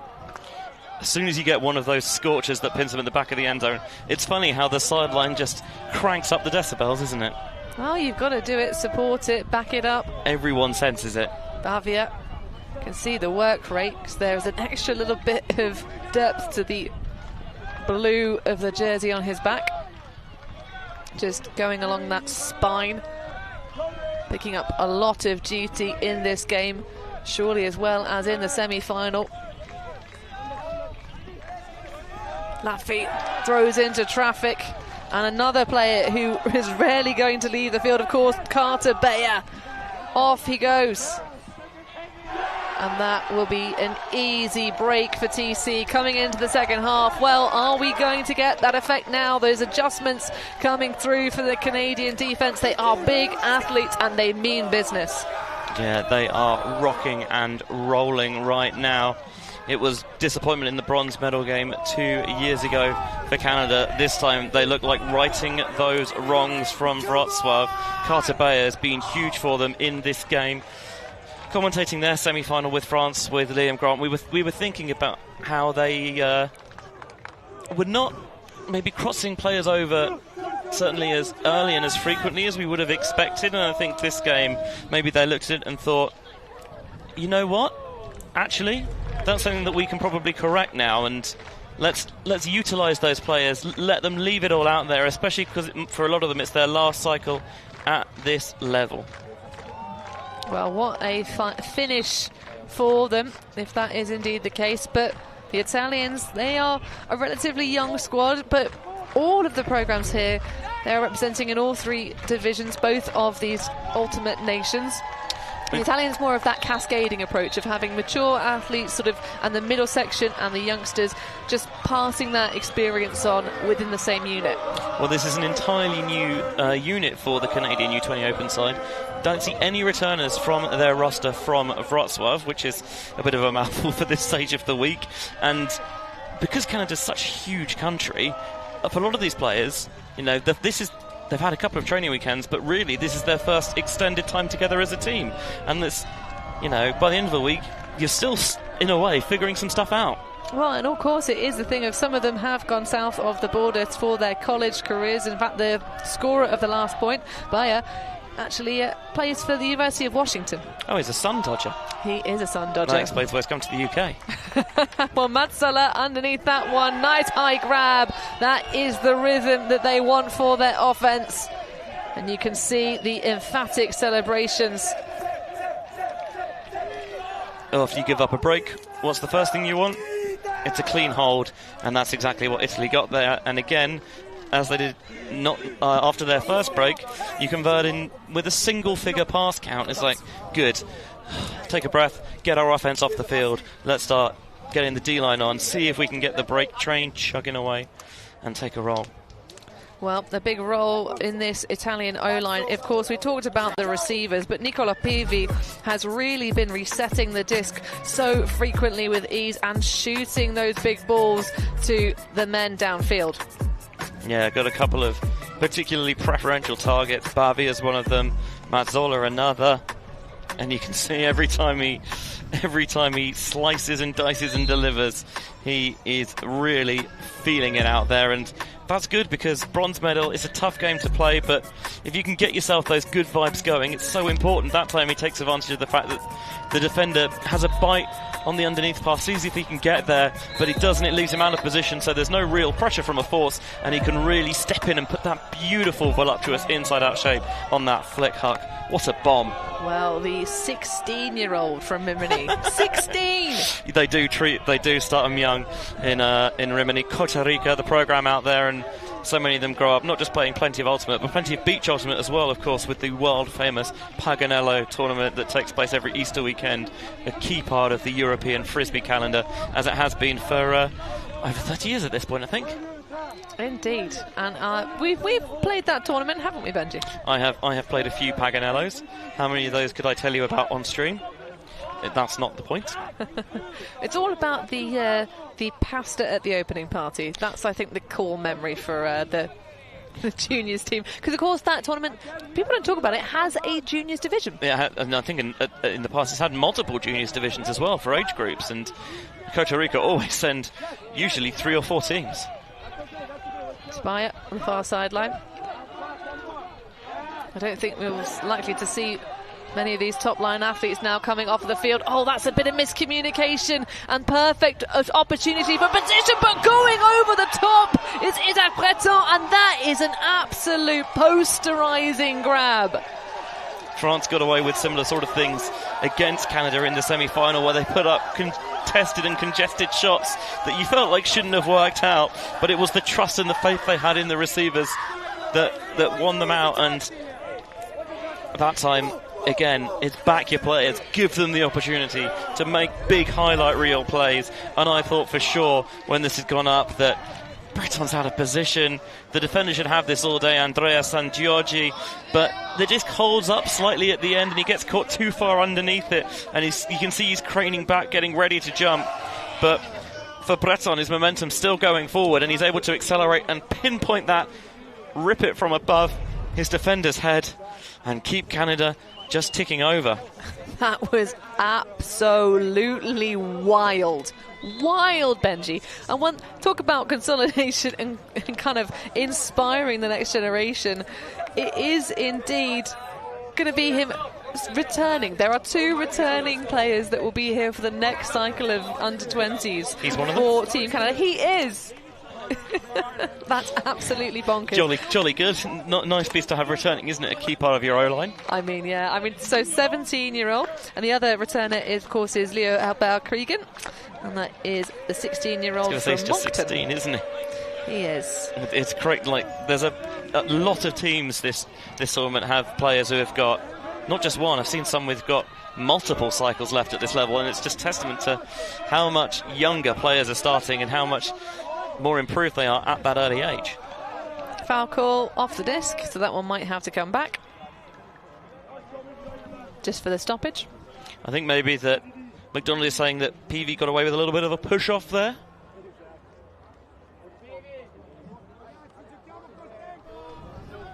And they're going to bring over Pericoli to help translate and ease some communication issues. He's saying, yeah, he felt the contact, but he didn't think you could make a play on the disc. He pushed me out of the play. Of course I can't make a play on the disc if you push me out of the way. Che però il disco rimane là, perché che cazzo vuol dire? Vabbè, adesso lui si può agganciare dove cazzo vuole. It was a clear push. If you contest, it's okay. Se hai contestato, ritorni. Contest full. Okay, we're resolving that with a foul contest. Disc is coming back to wherever we were over here. Yeah. Thoughts, Benji? You know, I'm not sure, which I appreciate is not particularly insightful, but I think it's more setting you up for the I'm not sure, and it's really in those situations, especially when it's a push-off foul for something where it's kind of like a coulda, woulda, maybe how to play on that disc, because it's a big old frame. It's about how it feels, not really about how it looks on our camera views. Woof, by the way. Oh, yeah. What a scorcher of a hammer. And then he throws it in congested coverage, and Fock is right there to help get the block. Not sure about that one. It never looked open from up here, but I appreciate that we get a different viewpoint of things. We do. We get that high field view. And, of course, there are, with the age differences, some... just height mismatches that you don't see necessarily at the seniors level, but that is a stone cold swing and a miss. Cale Peterson created that little post box with his hands, and the disc was sent right through it. Nothing really Gobe could do. But Laffy looking to try and steady the ship. PV now getting a lot of a touch on that mark. Very, very close. As Peterson's are in the 11, and that's a layout clap catch just to rescue at the final moment. Well, the Italians are being pressed here. They need 2 breaks just to get it to level. I think the 2 main occasions when you see hammers, we've seen both in this point. One, against a zone when the winds are a little bit lower, and it's a great way of accessing the far side of the field where the spaces are more open. And the second is in the red zone, if you can get that tight vertical set. How can we access that break side space, especially if you've maybe got a front of stack poaching off a little bit, or a handler mark on that far side just dropping into the lane to stop a break throw? Well, let's utilise that hammer there to create that angle over the top, zip it in there, and it's Gelly laying out for the score. Canada need to start adding their breaks back. They've managed it once this game, but they need to do it not once, not twice, but 3 more times to win. Indeed, but obviously that third and final break could be on a universe point situation, Benji, which would get us excited here in the booth. I mean, has anybody anywhere ever looked at a game and thought, you know what, I'd rather this not go to universe? I don't know, it depends how big the deficit is. Yeah, as a neutral, I think generally everyone wants universe point games all the time, right? Well, I don't know. I think there's nothing too enjoyable about watching a team completely fall apart on offense, which in order to have, a 7-point score deficit come undone. Right. Although, tell that to the people that were watching the women's matchup between the USA and France. We're going to get a replay of that in the final tomorrow in the women's division. That one, the USA came back from being 10-4 down. What a scorcher. Exactly, and if a team is able to bring it all the way back to universe, then obviously something pretty special's happened. So Breton being matched up against this zone.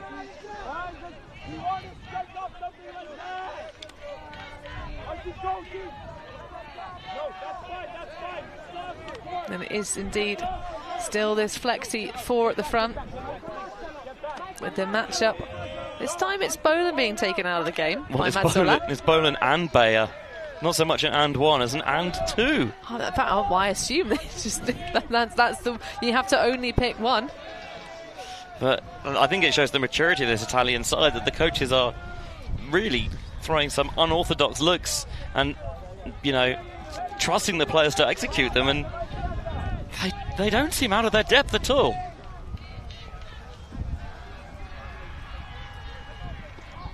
Now, things starting to get a little bit pacier for the Canadians, really finding their way through. Breton to Cheng. Oh, that one nearly spilled out of the lap. But Cheng, hold on. Now running out of options, going to have to pop something, just exploits the face mark of Mazzola. Then around. Can they get all the way? They can indeed. What a fabulous break side backhand air bounce from Isaac Breton. And I think that's Raichura with the goal. How could it be anyone else with that hair? It's instantly recognisable. It felt like there was more dynamism and movement in the offence that time, didn't it, from Canada? It was less stoic, less stodgy.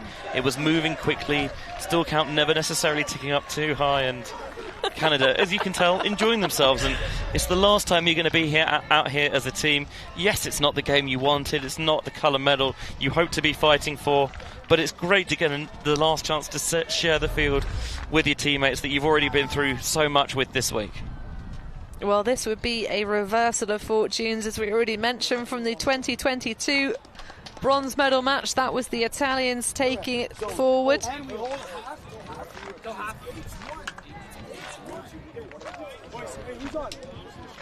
Just a little bit of insight into the Canadian line calling there.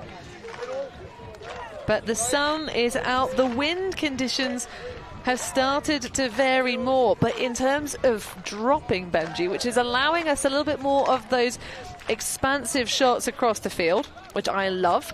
We are getting fewer of the big rippers, though. We're getting more of the kind of the yard gainers to just piece together the puzzle. And the wind may have dropped, but the trauma certainly has not. Breton there really rising in the late stages of this game. Testament to this US Canadian program.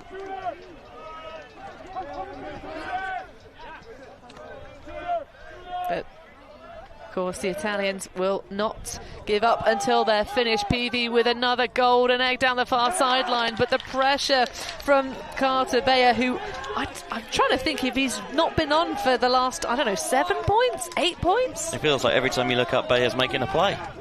Absolutely. Not dodging his duty here. And is now, of course, the Italians just making sure they've got the right matchup on him as he's hunted down and stacked by Giorgio Bavia. And this is the thing about having players like Bavia who've crossed over to defence, is that they've got a little bit of a better feel of that matchup against Beyer now. Excellent execution. Oh my goodness, what a rundown. And that is going to be on the money for Kai Creed. The release on the huck from Teo Gobe was oh so smooth. Actually reminded me a little bit of an Italian, David Barzassi, where you catch it, turn around, and you can hear the whip as the wrist releases it downfield, just sits it out there. And that's, as a receiver, that's exactly what you want. Creed must have been licking his lips trying to chase that one down. There, the double coverage, bracketing the receiver, not really giving him a chance to go up, but catch, turn, look downfield, release. The timing is right from Creed.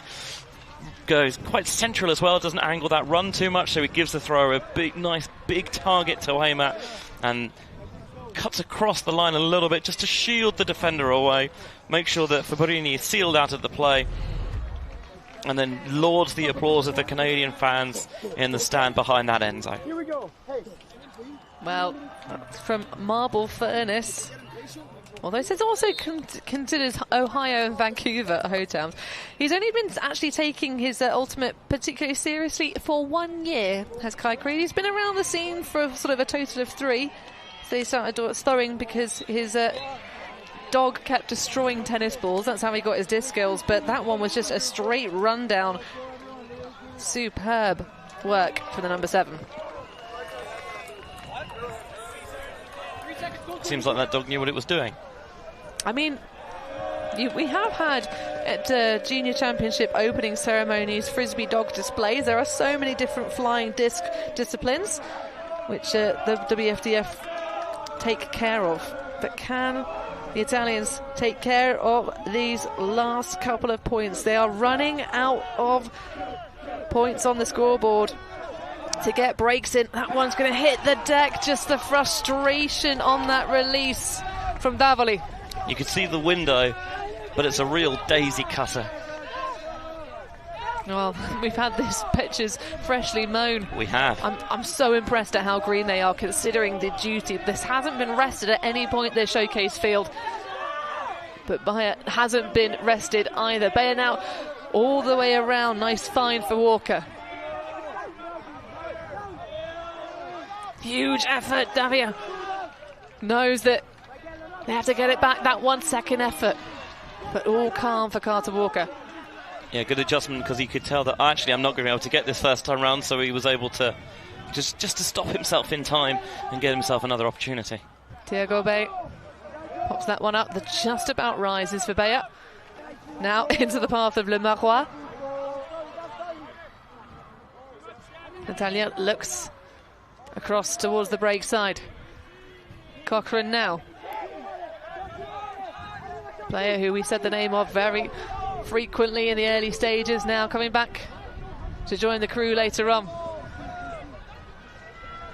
High release, high stall, out of options.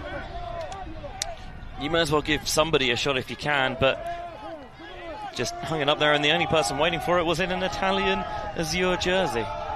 Look at that, just absolute pure straight line speed for PV. Mostly you see Italian, or handlers of any description I should say, having to kind of put an extra turn in, but PV just grinding towards the near sideline. Now it's Zani up line. Oh, that is going to be too far, surely. No, the closing speed! My goodness gracious, Giorgio Bavia. That is huge. It was never in doubt in my mind. As soon as it went up, I'm thinking, not only is Bavia going to get this, he's going to get the chance to make a splash play with it as well. And sometimes you need a play like that. Maybe you do push the disc further than perhaps you need to, because A, you guarantee that if anyone's going to get it, it's going to be your man. And B, well, who doesn't love a big layout score to energise the team? Look at this, just sitting out there. The defenders don't have any choice, and it's perfect, and you can see there the Italian fans pop in that stand. Well, clearly we all need to be more Bavia. I think, to be honest, Carter Bayer, he has been grinding a lot of points, but Kai Creed also a defender who I don't think is going to give up on any opportunity. I think they were with me. I think they imagined that that one was way too big and going out of bounds, but we will all call ourselves wrong. We need to be more Benji. I've been telling people this for years, and yet. And yet. Disclaimer, I definitely have not been saying that. Well, you told me to back myself earlier, Benji, so we'll return the favour. Exactly, you don't need to be more Benji, you need to be more Hannah. There can be only one. But Breton being forced to look all the way around. Mazzola puts the pressure on. That one did look like a little bit of an awkward layout, so we'll get a little moment just to recollect. But those are the sorts of plays you have to make with just under 5 minutes remaining of regulation time and a 2-break deficit. But it's within touching distance. Going to be accepted foul. Because, of course, Ben Boland leaving the game at this stage would be a big loss for the Canadians. TC asking for more speed due to the fact that the Italians are playing match defence. Oh my goodness, that is absolutely uncorked, and Owen Dagler just rolling around to make sure that one stays in his hands. Yeah, both sides now making fruitful use of the long game as defender legs begin to tire. They don't quite have that closing speed, and you think the wind's a little bit up and down, and in the pressure of a bronze medal match, can you nail those deeper throws? Yep. I think there might be a little bit of a pocket at the back of that end zone, Benji, purely for our entertainment value that just does not adhere to the normal laws of physics, because that one with all the momentum up that far sideline really looked like, much like the Italian backhand before it, could have possibly been a bit too much, but Bayer still staying on relentlessly for this Canadian side in the last few points of the tournament. Yeah, he's been an absolute workhorse for them, and you can tell he's just having a great time out there, which is exactly what you want to see. You know, he's all smiles, he gets fired up when he needs to, he can step in front and get blocks for the D-line, he can, on offense, he'll churn yards downfield deep, or he'll finish in the red zone for you. He's been all over the field, which, you know, going into the game wasn't necessarily a surprise, given that, as we mentioned and highlighted, he had 14 assists and 27 goals. And, well, the big man can add on another 4 goals to that, and the tournament doesn't officially track blocks, but trust me, he's got a few of them.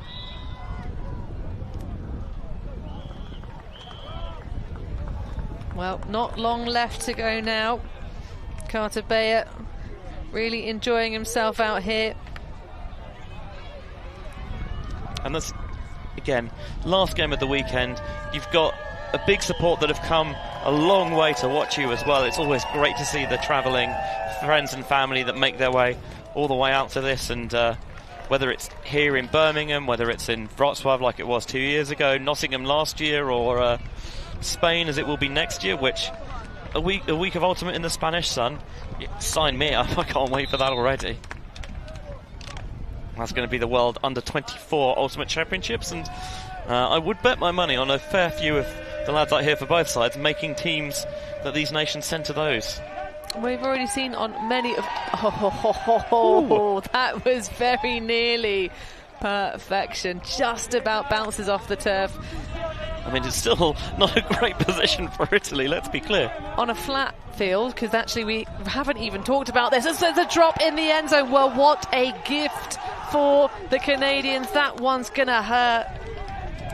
Pulling is important. We've said it enough over the years, and that is why, because if you can pin the team deep, they feel the extra pressure, the sideline gets involved, and bang, here you go. Short field for Ma, and he finishes to Jordan McDonald to all but put Italy to bed.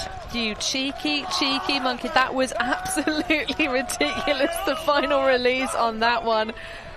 Under double coverage as well, but in the small spaces on that front line, it is so difficult to execute on defense. And I think at this moment the belief is starting to fade for the Italians and be replaced by that bitterness and disappointment. But Ma, well, Gobi Ma, let's call that. Wait, that was a flick pull. Oh, he always flick pulls, and if you flick pull and it doesn't work, you get a lot of grief. And as you mentioned, there's a slight camber on this field, and were there not, then it could have gone the other way. But just looking downfield already, in and out of the hands, and you have to pick yourself up and play defense, and Cecchini does, but we'll just go with a little offhand to access the break side space, and all set up by the face marking. That is really difficult. I mean, it's when you've got that agility moving backwards and forwards, there's not too much more you can ask from Nicolò Pivi, but that is a dream scenario for a thrower.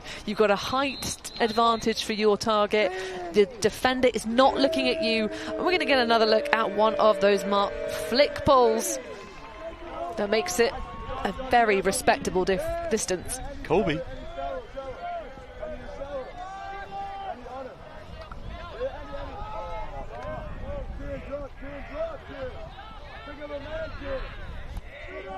Well, we have had the regulation time expired. We'll just double check with our scorekeepers as to exactly the nature of this one. It could be a game to 15 still, but the Italians, of course, will just look to try and hold on. This is very, very feisty offense indeed.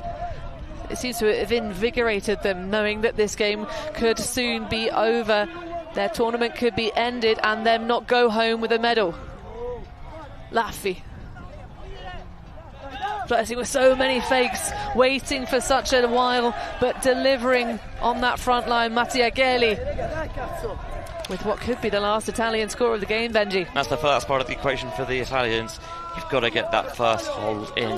Now the D-line has the chance to get to work, send them out there point after point, see if they can grind away at the Canadians. Often it only takes one break. You put the seed of doubt, it's sowed in your opponent's minds, then one begets another and another, and before you know it, things can be level. And especially I think at juniors level, where it can be tough to at times kind of balance yourselves and not ride those emotional waves, especially in a bronze medal game when you've had a fair bit of up and down already today. It's tough to keep yourself calm and on the level. Indeed, Benji. Well, match point number 1 for the Canadians. And we're going to get power lines from here on out. On the Italian side of things, of course, we have Giorgio Bavia on the line. He's been pulling across double duty most of this game. Tommaso Zani as well. And of course, just standing up to remind us that he's here. Carter Bayer. I mean, was there ever any doubt? There was not. I mean, to be fair, we are getting a Canadian O-line out. but the very best of the best in terms of who is having a great game. Of course, Isaac Breton really rising to ascendance in the later stages. Daigle has also been delivering. Of course, the player who came off of that injury and surprised us all to be back, Kai Heinemann.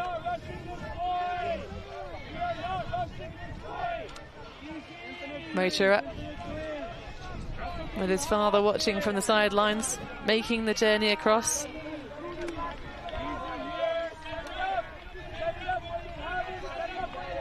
Now, are they going to be tempted to throw a risky shot over the top, or will it be one of those high pass tallies we saw at the beginning of the game?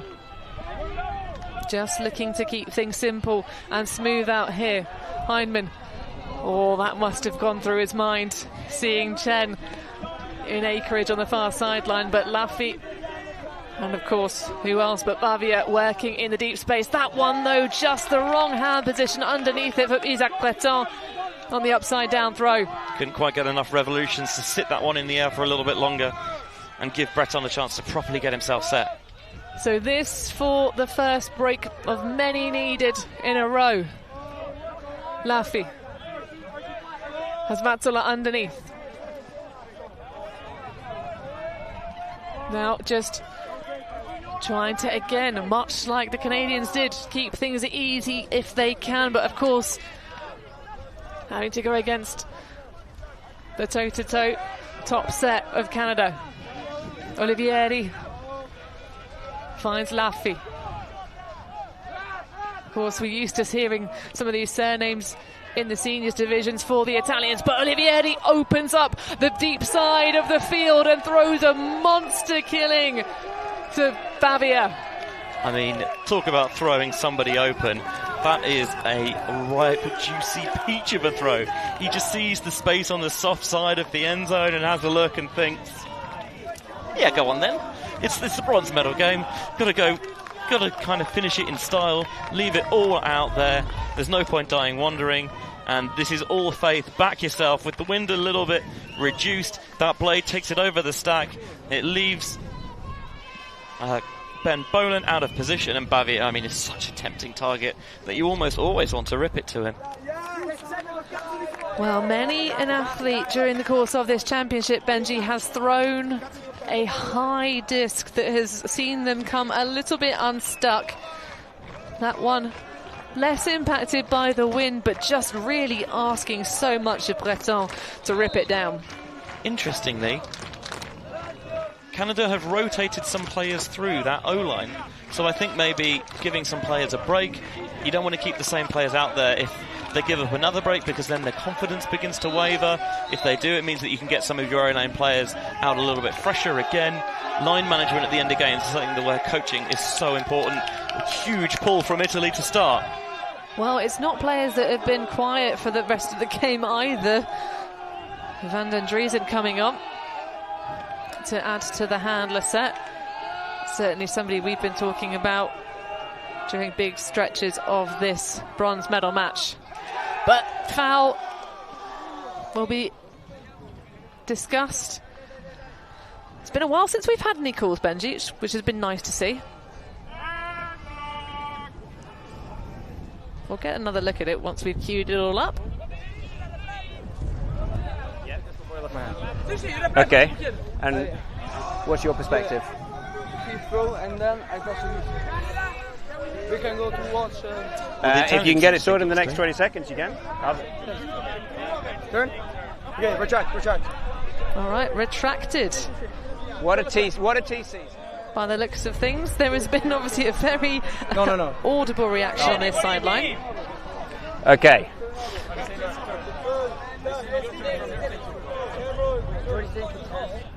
Wait. Hey, guys, you've had 45 seconds. Your teammates can't agree over there. We're going to contest and come back. What was the stall? Stall was 4, 3, 5. 5? Well, Italy! We have reached 45 seconds. This is going to be contested and coming back. That's what the rules say should happen. You could have cleared this up if you moved quicker. You had time. You've had 45 seconds. Let's play some ultimates. Sorry, mate. Yes, okay. So, stall is? Stall in... 3? Okay. Of course, emotions very high at these crucial moments. It is indeed, as we say, game to 14. The Italians trying to put on the defensive stand of their careers so far. The Italians on this near sideline seem convinced that the disc had already been released, but of course you're only supposed to proffer your opinion if it's to the detriment of your own team. Correct, Benji. Very, very, very correct. And of course, if it is those marginal ones where was it released yet? Was it still in the hand?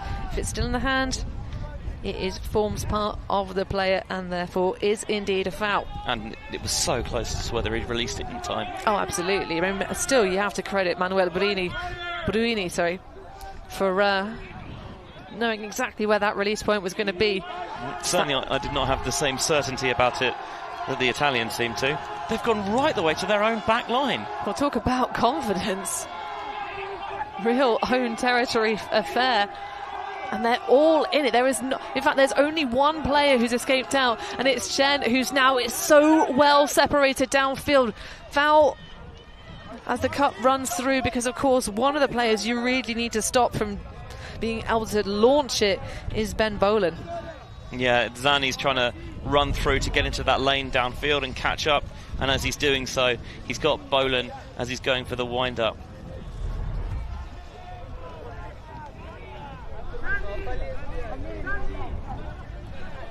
Hey, guys. Okay, so this is an uncontested foul. Okay, great. Let's take a deep breath and let's play some good ultimates. Come on. You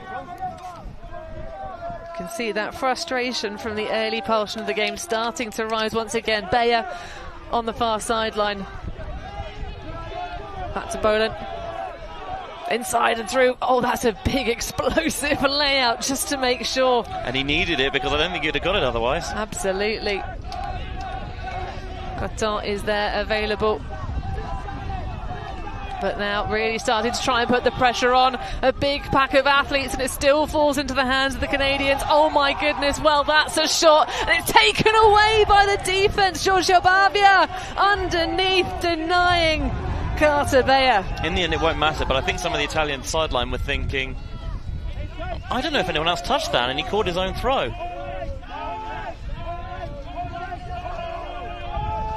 Well, that is just a going for goal, and would have been nice to see maybe the bid from Nicola Mazzola, but the wind has returned. This is now an upwind grind for the Canadians, and Boland immediately trying to go to the deep space. And how did that make it against the breeze? Who knows? Daegler now working with Heinemann. Foul again. Immediately accepted. The Italians just want to get this one back underway. Violation.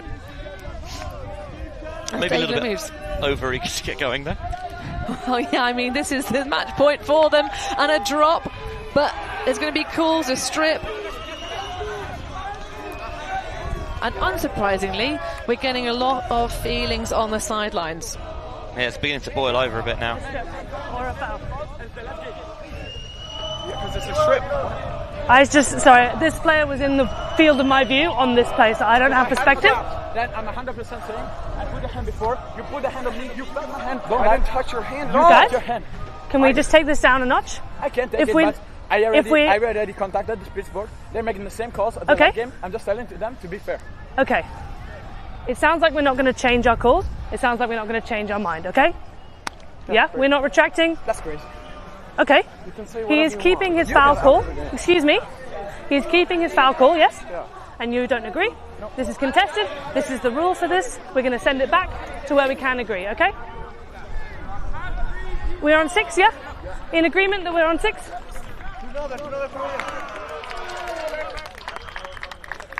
Well, I have to say, a credit to the Canadians. They are referring to the review booth. Cochrane coming in there to deliver, indeed, as we've said, an opinion in the detriment to his own team, and indeed it's going to be called a turnover. Yeah, so another opportunity here for the Italians to try and keep the game alive. Yeah, credit to Hunter Cochrane's maturity there for taking a breath, having a look, and viewing it objectively. Well, no one wants an asterisk next to their bronze medal placement, and that is such a fantastic throw. Oh, wow, something happened. Nicola Mazzola just stealing away from Bohlen. And they'll talk about it now on the sidelines, just to say the frustrations getting a little bit high. I am such a sucker for an inside flick, Hannah. I mate. really am. And Bavia just executed it beautifully. Knows the wind's a little bit higher, and he sits down on it and cuts and scythes it through the wind. And we talked about what would happen if Italy could get one break on the board. You begin to stack those up, and Canada, you're reeling now a little bit. We're able to maybe save a timeout for such a scenario. Here was the potential hand block earlier in the point, and remember that at one point Canada were right on the back line of their own end zone as well. I mean, if you can keep cool and actually, I think, probably call some of the marking infractions here, that gives you a little bit more work, because the Italians are really coming in. And as you say, Benji, that is Bohlen's own throw. Did you see that make contact with anybody else? I did not. You have to give the player the benefit of the doubt and say that he must have thought someone touched it, otherwise he either A, wouldn't have caught it, or B, caught it and then realised and gone, nope. Oh, that's a huge block. Yeah. I can totally understand why Bohlen thinks that one is not the one. Amazing to kind of crane your hand round like that and almost scoop it away, and then a delectable inside flick there from Bavia to Mazzola. Well, I tell you what, we're even getting excited in the booth because we're clashing a little bit with our words. We'll try and clean it out. I mean, was there ever any doubt that this had happened? It's been a long week for us as well, so yeah. Either way, it is a delight, and that one landing out of bounds, so a gift for the Canadians. Bohlen staying on the field. I mean, he's a rock. He's the centre handler of their offence, so... Well, I mean, it's an interesting one with Ultimate, because it can oftentimes be a game of, well, a task to stay relaxed, stay just chilled out. If you get too frustrated and too flustered, the elite level handlers, of course, you have to have that relaxation to use the full kinesthetic chain in terms of whipping these downfield. But Daigle pops that to Chen.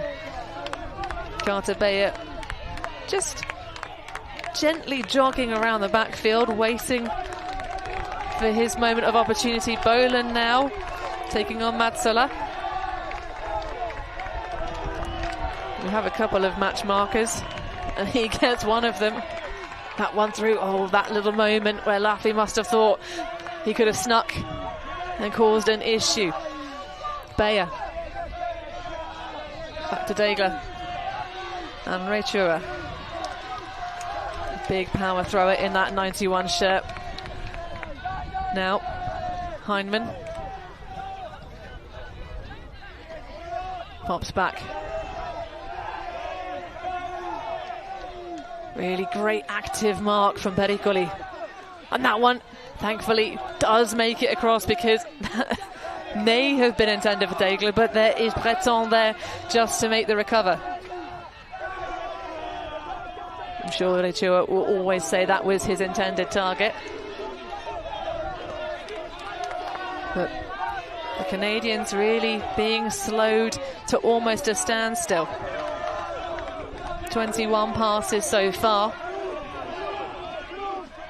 The nature of the game returns, and the Italians absolutely screaming on the sidelines. Travel call will roll that one back, disco style.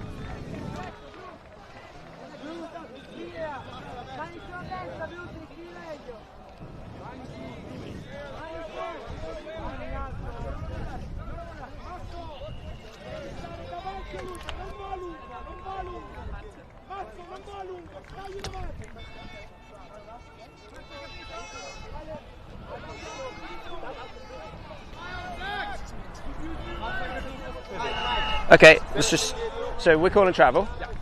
We talked about this at half time, and we said that we were going to be consistent in how we handled calls. I called travel throughout the whole game. I already called travel. I remember number 91. Oh yeah, he goes back. Yeah. Okay. You're right. So. I think I've called travel the whole game when I thought he was. Yep. So we're consistent in this, and from my perspective, you were at the very limit, if not a travel. I didn't have a completely clear perspective, but you were definitely getting close. Cash, what makes it a travel? Distance? Well, so for one thing, if I had no perspective, so I couldn't see, and we're running tight on time, and we can talk about a rules clarification later. Thanks, Katie. Okay, so are we happy with positioning? Okay, Canada 60. Canada 60, Italy's not happy with your position. Okay, do the Italian players say that? Okay, I'm going to get off the field. We're going to play some ultimate. Oh, my Lord. Well, I think probably giving voice to some of the frustrations of everybody on the fields here. And indeed, this has been quite the game in front of us. The Italians trying to steal victory from the jaws of what seemed like almost certain defeat at points in this game. Ventura across the Breton. Poland being stifled. Oh, that's a really great catch-up from Degler. Lovely shot through. Yeah, led by the thrower and Chen now as we get closer and closer, edging towards a Canadian victory. Will it be? Breton. Poland. That one, a little high casual dish over the shoulder. Bayer. Things starting to compress now. Oh, and that's a little cheeky one at the last moment and falling over, sacrificing just to make sure Isaac Breton will send the Canadians onto the podium, and that will be bronze for them this time out. A hard-fought game, and both sides gave absolutely everything. But Canada, after heartbreak this morning, a game that would have given a chance for redemption against a French side that beat them in the semi-finals 2 years ago. It would have hurt so deeply, but what a way to bounce back and respond. And 14-11, Canada will get that bronze medal. Well, the dirty gold, as some like to call it, is a nice feeling. It's always pleasant to end on a win. And we have to say, credit to both teams. There were some little moments of fluster within that match, but really just a little bit too late for the Italians to really cruise through and take the game away. But my goodness, they had a fantastic go at it. The defensive options that they threw out, the challenges that they sent to the Canadians, really an absolute testament. But what a grind. We've been talking about the pass tally all game long, and that's 478 passes required for that bronze medal for the Canadian Open team. Yeah, over 500 passes in total when you factor in the D-line as well. I mean, that is enormous, way more than double their opponents. Really, really, absolutely stunning offensive execution from the Canadians. They can go home with their heads held high. Let's look at the rest of the numbers from this game, Benji. Yeah, you see there, Canada getting more holds overall, and while Italy were generating more break chances in the first half, Canada, by the end of the game, they were generating more of them. They converted 50% as opposed to a third, fewer turns in hold total, more clean holds as well. You look at it and you think, stats don't tell the whole story, but on the basis of that, Canada feel like worthy winners. Indeed, and in terms of the cleanliness as well, 50% perfect conversion rates from both their offense and their defense. It really was just that extra bit of energy and just the right adjustments at the right time. But I mean, what a game to finish us off for the Open Division. Bronze medal matchups will continue, of course, in the next round. You can see the Canadian women obviously will be inspired by that performance, I'm sure. They will be facing up against also the Italian women. Yeah, interesting. I'm sure that, well, if you think 2 years ago, Italy won bronze over Canada in the Open, and Canada won bronze over Italy in the women's, and I think Italy might think, well, the narrative's been changed here, so let's do it in our division as well. And by the way, while this is going on, the mixed bronze medal match, which is that field is slightly offset from ours due to earlier games overrunning, between Singapore and Hungary, is also taking place, and you can watch that either with an event pass or an Ulti World All Access subscription. Well, we're just readying for our player interview. Of course, we give a little bit of extra time for them to celebrate with their teammates, but we have, of course, one of the impactful players, especially in the late game stages, Isaac Breton. Thank you so much for joining us. What does it mean to you to get this bronze medal? I mean, it's just incredible after all the work we put in, all the training camps, all the practices, and after a big loss, it's really meaningful to win this bronze medal. How did it feel to score the game-winning goal? I mean, it was just amazing. I saw the space behind my teammate and I just went for it, and it just felt incredible catching it, and we finally made it, so I'm just so happy about it. There were lots of emotions in that game that sort of impacted the calls on the field. For you as an individual, how did you keep your cool and calm? I mean, I discussed with teammates and each of us supported each other, and at any time, even when we made bad decisions or bad throws, they were always there for us, so it was our teammates that kept us up together, so that's it pretty much. Well, it's an amazing performance. You guys threw over 500 passes in the end to get that bronze medal, so congratulations, Isaac. Go home, enjoy the scenes, enjoy finals tomorrow, and we'll see you at the next rotation, I'm sure. Thank you very much. It was a very fun tournament. Well, isn't it nice to be able to hear from him? It really is, Benji. Well, that will wrap us up for all but one of the games here in the Open Division at the World Junior Ultimate Championships. Huge defensive efforts from the Italians, but they really just could not deny this Canadian powerhouse side from taking it through all the way home. Massive grabs, we saw those so frequently in the early stages of this game, but the matriculation really in the middle part, toe to toe, it never looked certain for either side, and that comeback just to finish us off, but a little bit extra class, the Canadians stayed in front the whole way through, and they will go home deserved bronze medal winners. Such contests, such quality here in this under-20s level. That will wrap us up on this field for now. The Italians defeated by the Canadians. Your final score here, 14-11.